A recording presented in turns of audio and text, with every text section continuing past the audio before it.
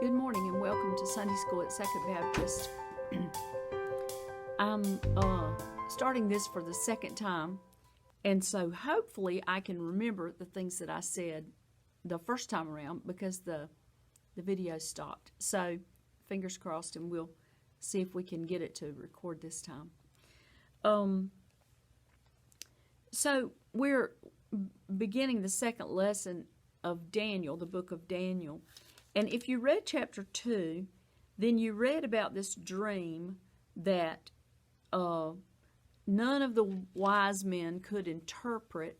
King Nebuchadnezzar was asking them to not only interpret the dream, but tell him what the dream was and then interpret it. That was a big thing to ask.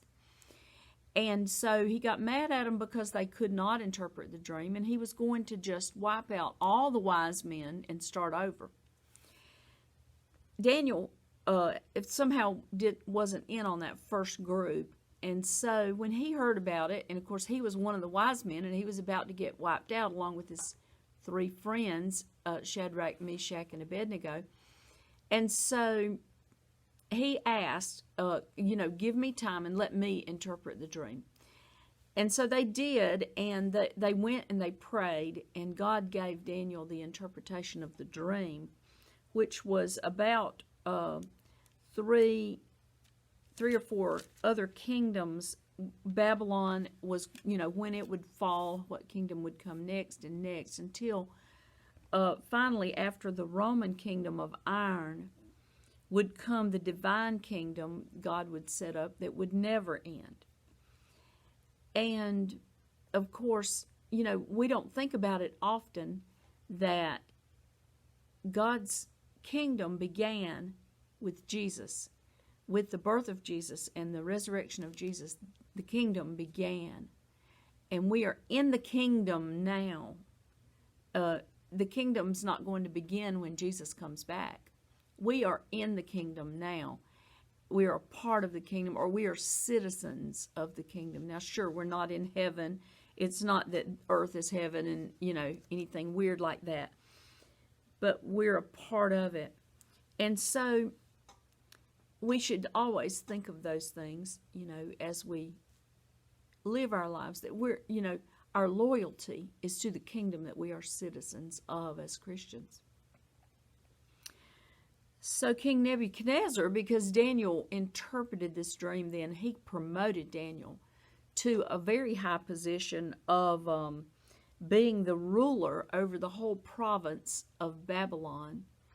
And then Daniel in turn asked if he could bring his three friends along to be administrators of the province of Babylon. And so this was a big jump up. And it says while Daniel was at the king's court. So Daniel became one of those who, was a close advisor of the king at this point.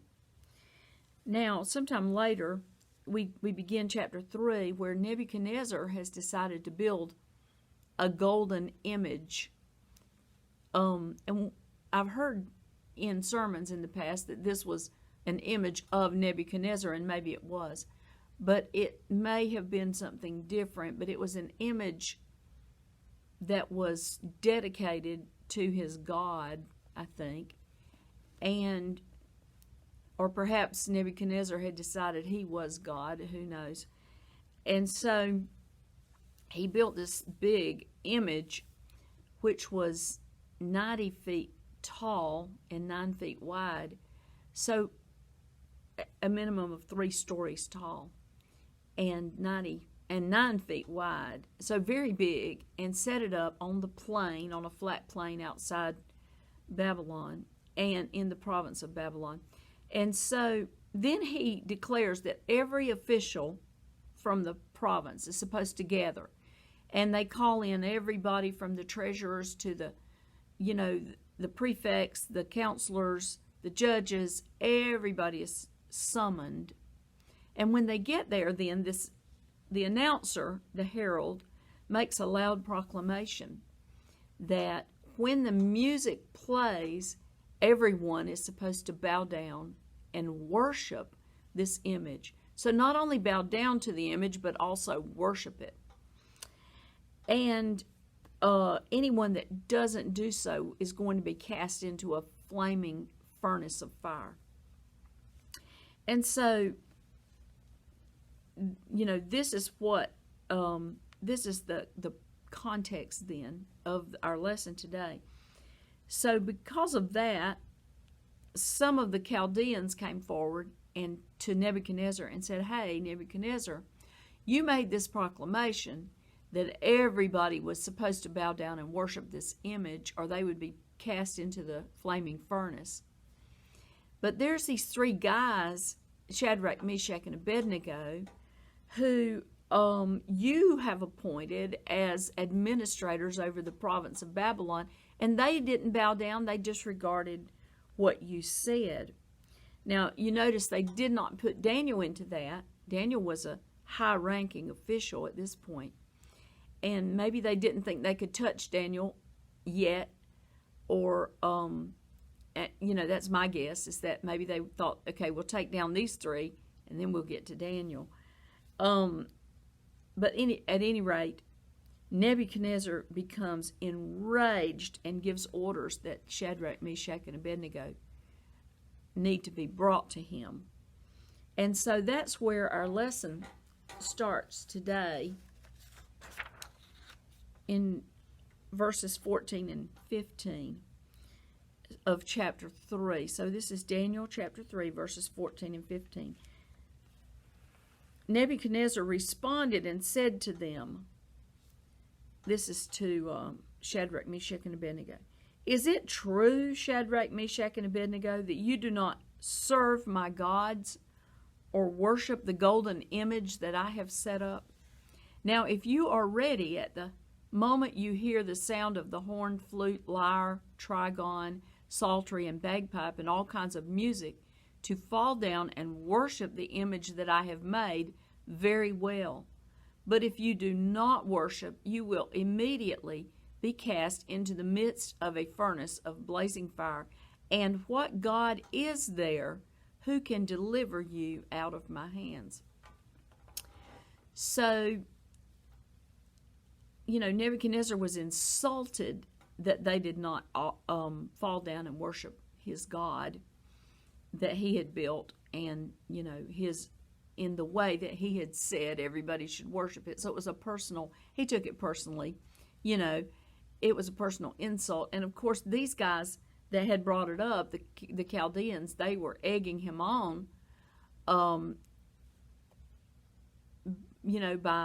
doing that because they were jealous of the authority that had been given to these Jewish people. Also, it became a matter of pride for him that, if he had said, well, these guys are Jewish, I'm not going to hold them to it, then it would have been a sign of weakness, to the Chaldeans, and they would have taken it that way, and they would have tried to make something big out of it in that way. So he knew, that he really had no choice but to destroy these people. And not only that, it made him mad that it happened. And so let's go on then and see. He says, what God has ever been, created or whatever that could save you from this. So let's read verses 16 to 18 now. Shadrach, Meshach, and Abednego replied to the king, "O Nebuchadnezzar, we do not need to give you an answer concerning this matter. If it be so, our God, whom we serve, is able to deliver us from the furnace of blazing fire, and he will deliver us out of your hand, O king. But even if he does not, let it be known to you, O king, that we are not going to serve your gods or worship the golden image that you have set up." Now, this is a statement that has been made by martyrs for centuries that, have taken a stand of faith and said, regardless of what you do to me, I will not back away from serving the God that I serve.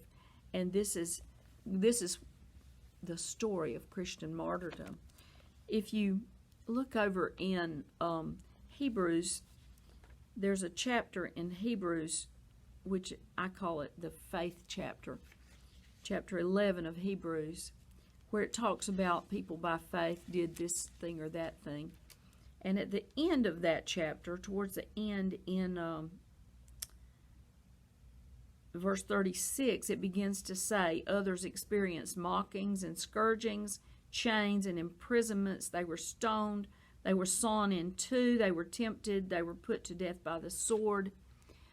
They went around in sheepskins and goatskins, being destitute, afflicted, ill-treated. And then it says, all of these gained approval through their faith. So, that's a interesting chapter, Hebrews chapter 11. Not everybody who had faith, God saved or protected them in the way that we might think of it. And that's an important thing to think about. It still happens today that Christians are martyred. And so we have to take that as God is glorified in the death of a Christian who is martyred, in his name. God is glorified when he saves someone out of the fire or away from martyrdom. In either way, God is glorified. And so we have to take it in that way, that whatever happens to us, the main purpose is that we hope God will be glorified through our death or through our life. And even if it's not martyrdom, even if we have a terrible disease and we die from it ultimately, then our thought process should be that whether in life or in death, we will try to glorify God or bring glory to God in the way that we live or in the way that we die. And, if we can keep that in mind, it guides us as Christians in how to be and how to deal with difficult situations. And so, in this chapter, we're talking about these guys who stood up on faith and said, we will not serve your gods. And so what happened then? And let's start reading from verse 19. Then Nebuchadnezzar was filled with wrath, and his facial expression was altered towards Shadrach, Meshach, and Abednego. He answered by giving orders to heat the furnace 7 times more than it was usually heated. He commanded certain valiant warriors who were in his army to tie up Shadrach, Meshach, and Abednego in order to cast them into the furnace of blazing fire. Then these men were tied up in their trousers, their coats, their caps, and other clothes, and were cast into the midst of the furnace of blazing fire. For this reason, because the king's command was urgent, and the furnace had been made extremely hot, the flame of the fire slew those men who carried up Shadrach, Meshach, and Abednego. But these 3 men, Shadrach, Meshach, and Abednego, fell into the midst of the furnace of blazing fire, still tied up. So Nebuchadnezzar, it's interesting that it was mentioned, his facial expression was altered toward them. I mean, he was really mad about this. It was an insult to him that they didn't fall down to his image and worship his God. And of course, then it would have also made him look weak to just let it pass. And so all those things combined, he became not only just perturbed, he was furious. And so much so that his facial expression changed. And maybe in the past, when he condemned somebody to the fiery furnace, it meant nothing to him, and he just said, away with them, throw them in the furnace, and be done with it. But in this case, he was furious about it. And so the men tied them up, and those who went and threw them in died as a result because it was so hot. And so they fell into the midst of the furnace of blazing fire, still tied up. Now let's go to the next bit. Verses 24 and 25.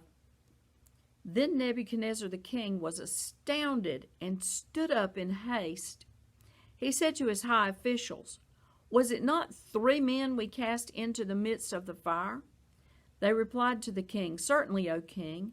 He said, "Look, I see 4 men loosed and walking about in the midst of the fire without harm, and the appearance of the 4th is like a son of the gods." Now, let's break this down. Nebuchadnezzar, it says he stood up in haste. Okay, so if he stood up in haste, then that means he was sitting down. And so my view of it is that he was so happy about throwing these guys into the fire, and he was so enraged at the same time that he was going to personally watch them burn. You know, he was so mad. And so a chair had been brought of some sort, portable throne, close to the furnace of blazing fire so that he could sit and watch it happen. And so he's got a view then into the furnace there, and he suddenly, makes this proclamation. I'm seeing 4 guys in there, and they are walking around. And one of them has an appearance like a son of the gods. Now, I don't know what Nebuchadnezzar knew about the gods or how this person looked like a son of the gods. And we don't know who this 4th person was. Was it Jesus? Before the incarnation, there are times when, it says even in Genesis that Jesus was together with God in the beginning. It says that in the book of John, that from the beginning he was there.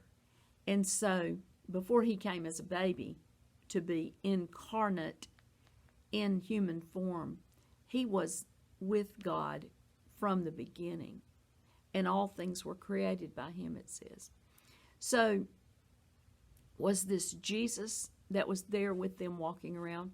Was it an angel? Did that person have a glow? Or how did Nebuchadnezzar determine that this is a son of the gods in there? But at any rate, he did. And it doesn't spell it out any more than that, but we can use our imagination. And so this must have been shocking for all concerned. Nothing like this had ever happened. And so in verse 26, then we see kind of the response or the conclusion. Let me find verse 26. Then Nebuchadnezzar came near to the door of the furnace of blazing fire. He responded and said, "Shadrach, Meshach, and Abednego, come out, you servants of the Most High God, and come here." Then Shadrach, Meshach, and Abednego came out of the midst of the fire. I'm going to read on. It doesn't, this is where our story ends, but I'm going to read on, to the next couple of verses. The satraps, prefects, the governors, and the king's high officials gathered around and saw, in regard to these men, that the fire had no effect on the bodies of these men, nor was the hair of their head singed, nor were their trousers damaged, nor had the smell of fire even come upon them. Nebuchadnezzar responded and said, "Blessed be the God of Shadrach, Meshach, and Abednego, who has sent his angel and delivered his servants, who put their trust in him, violating the king's command, and yielded up their bodies so as not to serve or worship any god except their own God." So then Nebuchadnezzar makes a decree that anybody who says anything bad about these guys or their God shall be torn limb from limb. Their house is going to be torn down. And so he really, reacts and realizes that this was a moment where their God protected them. And, again, we have to emphasize that there are many people in our world, even today, who are killed for their faith. You know, you have faith and you take a stand for your belief. But there's not a guarantee that something bad may come from that. But you still do it. We still stand up for our faith, even though it may cost us greatly, even our lives. And, you know, we here in America, we're not, I'd venture to say never, challenged in that way, that it would cost us our lives to stand up for our faith. But, you know, it is important for us to realize that that exact thing does happen around the world. And if we live in an insulated bubble where we don't have to deal with that sort of a confrontation, we should consider using the wealth and prosperity that God has given us as a nation to help those who are facing those sorts of consequences. Loss of job, loss of home, being beaten, being burned out, whatever, because it does happen around the world. You know, in those areas that we lived in where we had to help people who were persecuted, locked up in prison wrongly, because just for simply meeting and having a Christian meeting, they would be locked up and beaten. You know, they would put them in prison and leave them there to starve or whatever. And we would often intervene and try to help get them out or take them food or, you know, whatever needed to be done at the time.